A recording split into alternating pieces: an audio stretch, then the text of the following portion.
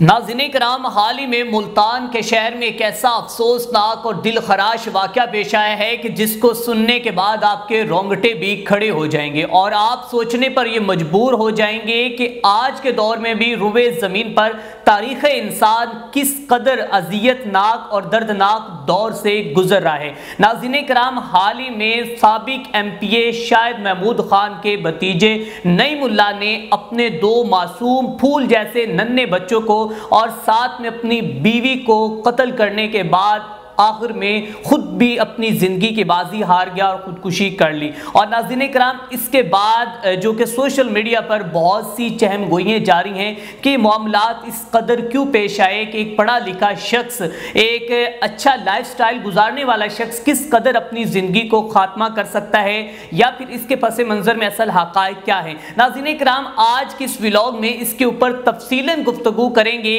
کہ اب تک کی جو ہمارے پاس تفصیلات آئی ہیں وہ معاملات کیا ہیں جو کہ نعیم اللہ نے اپنے بچوں کو موت کی وادی میں کیوں دھکیلا اور پھر اس کے بعد اپنی بھی زندگی کا خاتمہ کیوں کیا۔ اس کے اوپر تفصیلاً گفتگو کریں گے اور آپ کو بتائیں گے کہ اگر آپ بھی اسی دباؤ، اسی انگزائٹی کا شکار ہیں تو آپ اس سے کیسے نکل سکتے ہیں۔ ناظرین کرام، واضح رہے کہ یہ افسوسناک واقعہ ملتان کے باسن روڈ پر واقعہ نجی ہاؤسنگ سوسائٹی میں پیش آیا، جہاں پر نعیم اللہ اور اس کی وائف اور اس کے ساتھ اس کے دو معصوم بچے جو تھے وہ گاڑی کے اندر سفر کر رہے تھے، اور ابھی تک کی اطلاعات کے مطابق یہی ہم تک ذرائع سے خبریں پہنچی ہیں کہ ان کی گھر میں کچھ لڑائی جھگڑا ہوا تھا اور اس کے بعد وہ گاڑی میں باہر نکلے ہیں، اور باہر نکلنے کے بعد نعیم اللہ نے اپنے ریوالور سے سب سے پہلے اپنے بچے کو گولی ماری، پھر اپنی دو بچوں کو ماری اور اس کے بعد اپنی بیوی کو، اور آخر میں اس نے خود کو گولی مار کر اپنی زندگی کا خاتمہ کر لیا۔ اور ناظرین کرام، جب میں نے ان معصوم بچوں کی چھوٹی چھوٹی ننھی اس بیٹی کی میں نے جب اس تصویر دیکھی، میرے اپنے رونگٹے کھڑے ہو گئے کہ ایک پڑھا لکھا شخص کس قدر اتنی گھنونی حرکت کر سکتا ہے، اور وہ بھی ایک مسلمان، وہ بھی کلمہ طیبہ لا الہ الا اللہ پڑھنے والا شخص، جس کا رب کہتا ہے کہ تم کبھی بھی مایوس نہ ہونا اور مایوسی ایک کفر ہے۔ ناظرین کرام، وہ شخص کس قدر جو کہ 3 لوگوں کا قاتل بن جاتا ہے اور اس کے بعد خود کو مار کر اپنی زندگی جو ہے ہمیشہ کے لیے وہ ختم کر دیتا ہے۔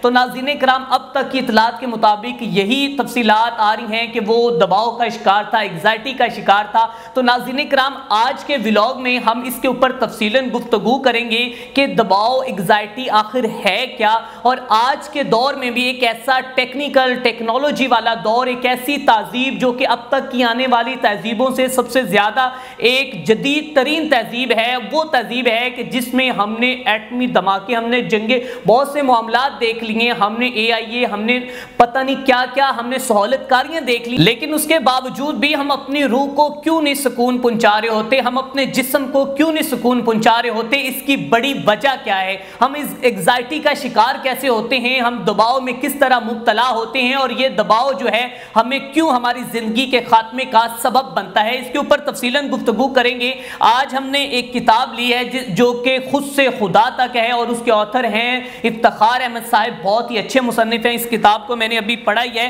تو اس میں وہ کہتے ہیں کہ جی اس آج کا انسان روئے زمین پر تاریخ انسان کے سب سے حیرت ناک دور سے گزر رہا ہے، اور ناظرین کرام اس میں وہ یہ کہتے ہیں کہ اس بے پناہ ترقی اور جدید ترین ٹیکنالوجی سے لیس ہونے کے باوجود عصر انسان کے زیادہ پریشان، غیر محفوظ اور دباؤ کا شکار انگزائٹی کی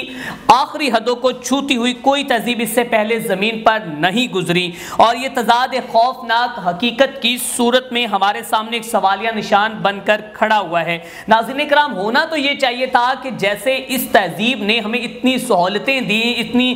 جو کہ فیسلٹیز دیں، تو یہ ایک امن کا گہوارہ بن جانا چاہیے تھا اور ہمیں اپنی زندگی میں بڑا پرسکون ہونا چاہیے تھا، لیکن اس کے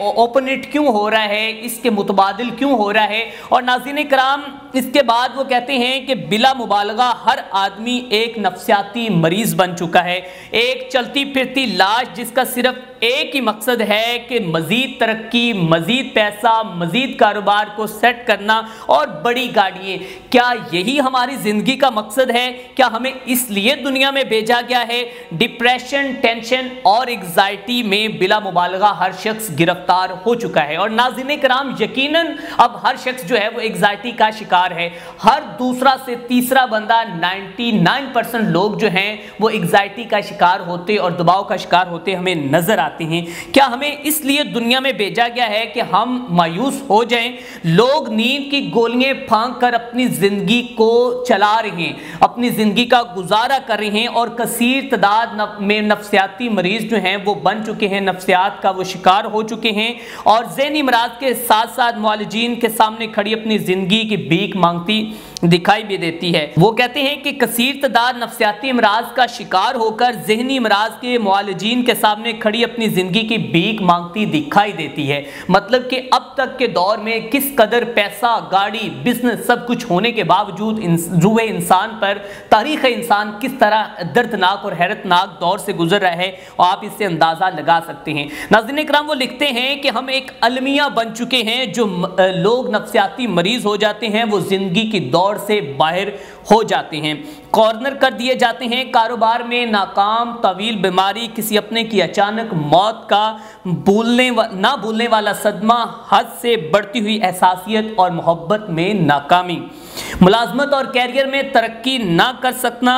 اور خوف، اعلیٰ تعلیم حاصل نہ کر پانا، معاشی پریشانیاں اور لمبی غربت، اپنی شریک حیات سے ذہنی ہم آہنگی کا فقدان، شکل و صورت کا معمولی ہونا، جسمانی منظوری یا عیب یا اس طرح کے بے شمار خوفناک مسائل سے جن لوگوں کا واسطہ پڑتا ہے ان کی زندگی دوسروں سے بالکل الگ ہو جاتی ہے۔ ناظرین کرام یہ تھا معاملہ جو میں نے آپ کو اس ولاگ میں بتایا۔ کہانی تو بہت لمبی ہے لیکن ہم مختصراً آپ کو سمجھانا چاہ رہے ہیں۔ اب ناظرین کرام آپ نے دیکھا کہ کس طرح جو کہ اس روئے زمین پر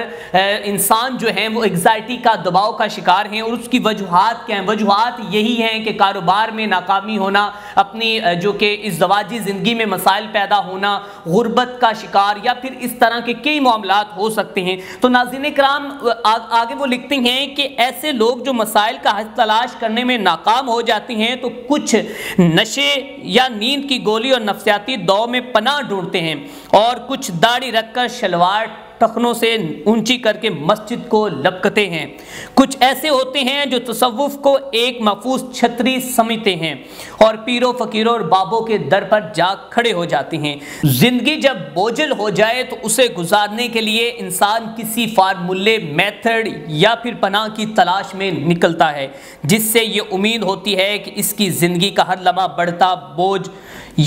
پن جو ہے وہ دور ہو جائے گا۔ یہ خوش فہمی، یہ گمان بہت سالوں قائم رہتا ہے، لیکن انسان اس بات سے بے خبر ہوتا ہے کہ یہ سب عارضی اور وقتی فائدہ ہے، یہ ٹیمپریری ریلیف ہے۔ یہ نشہ یا کوئی بھی ایڈکشن جو ہے اپنی اصل میں عارضی فائدہ حاصل کر رہے ہیں۔ اسی طرح مساجد میں ہمیں اکثریت ایسے باریش لوگوں کی نظر آتی ہے جو نماز تو پڑھتے ہیں مگر ان کے عمل اور روزمرہ زندگیوں پر اس کا کوئی امپیکٹ نظر نہیں آتا۔ اور وہ کیسی نماز ہے جو انسان کو انسان نہ بنا سکے؟ اگر طویل عرصہ نماز پڑھتے رہنے کے باوجود دل میں بغض، کینہ، حسد، پریشانی، وسوسے اور پیسہ کمانے کی حد سے بڑھتی ہوئی دھن موجود رہے، مگر انسان نماز پڑھتے رہنے کے باوجود انسانوں سے بے لوث انکنڈیشنل لو کا جذبہ اپنے اندر مؤخر نہ کر پائے،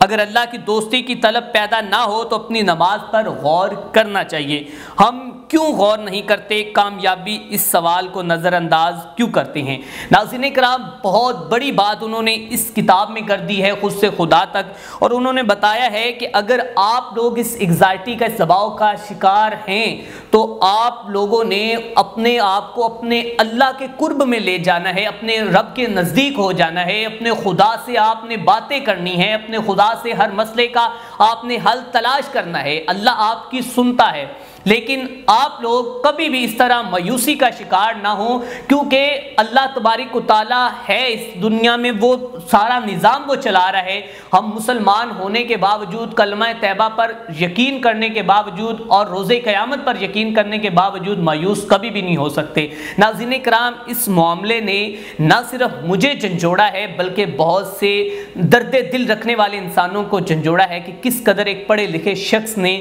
2 بچوں اور اپنی بیوی بیوی کو موت کی وادی میں دھکیل دیا اور بعد میں خود بھی وہ اپنی زندگی کا خاتمہ کر بیٹھا۔ ناظرین کرام، اگر آپ بھی اس جیسی انگزائٹی میں مبتلا ہیں تو آج ہی اپنے رب کے قریب ہو جائیں اور آج ہی نماز شروع کر دیں اور آج ہی اپنے نفس پر قابو کرنا شروع کر دیں۔ اسی کے ساتھ اپنے میزبان میاں ارسلان کو دیجیے اجازت، دیکھتے رہیں VN وائب۔